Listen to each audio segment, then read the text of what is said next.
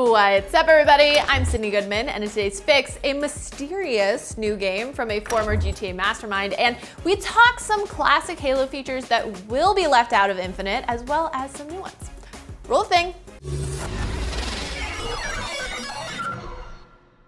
We here at the Daily Fix like to keep tabs and bring you the latest on all kinds of news, but it is especially exciting when we get to talk about the ever-elusive Grand Theft Auto 6.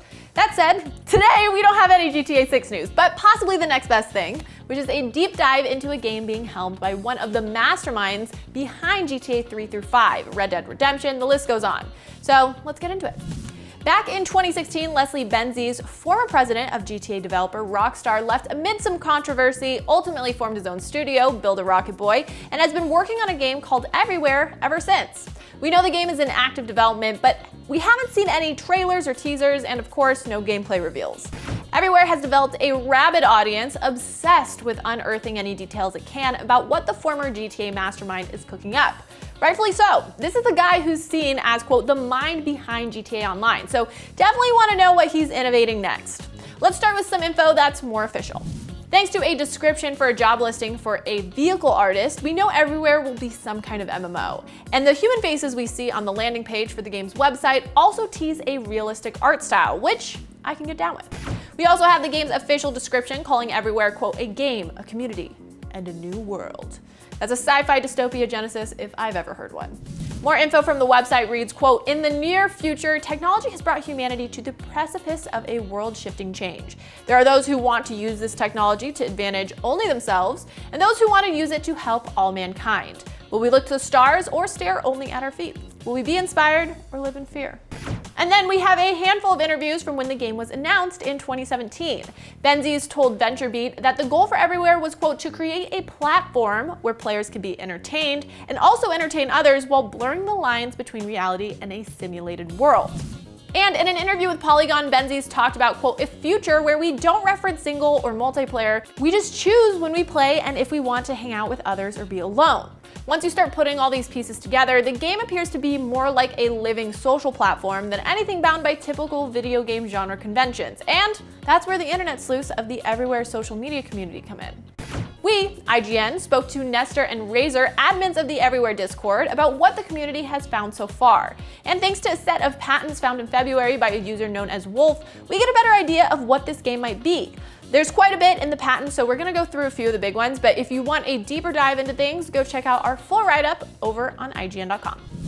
The patents show off minigames that feel like a key pillar of Everywhere. It seems like they'd be accessible through in-game virtual reality glasses.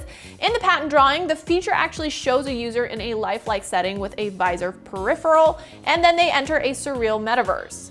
Nestor thinks that the glasses, quote, serves as a transition to enter a different world, where, according to patents, everything can be different from visual style, gravity, physics, etc. Another feature shown in the patents is a way to broadcast media content from within the Everywhere platform. The idea pops up again in the patent in the form of an in-game screen that would let players spectate content while playing Everywhere.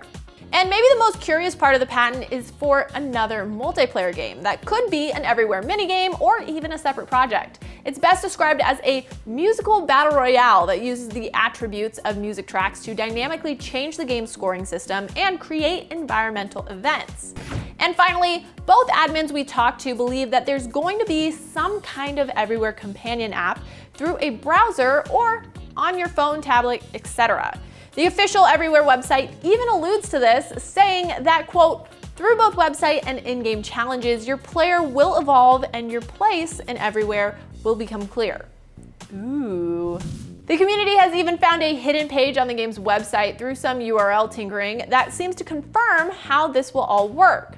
The page takes you to a progress hub that explains players will eventually be able to manage their settings and attributes in Everywhere.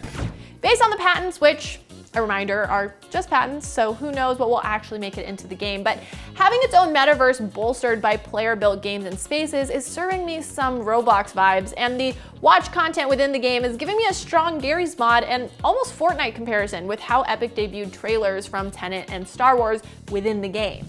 I actually think Everywhere gives me strong Fortnite energy in general, not because of similarity in gameplay, and I don't think Everywhere will resemble Fortnite in that capacity, but when Fortnite was really kicking and centered in the cultural zeitgeist, it was a social hub and hangout that also gave you the opportunity to play games.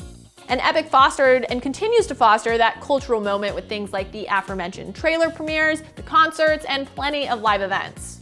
So back to Everywhere, pre-COVID, there was a strategic company report from December 2019 that listed a game launch in Q4 2021 as viable. But I'd imagine things most likely have changed. And if there's anything that we've learned from Cyberpunk's launch, it's take your time and release the game when it's fully ready.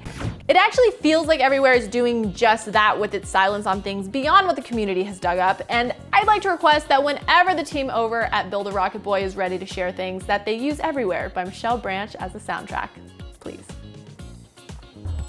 And real quick, got some good news and some bad news. In a fan Q&A with Halo Infinite developer 343 Industries, it was revealed that the latest installment in the Halo franchise won't have some of the series' past features like dual wielding or playable elites.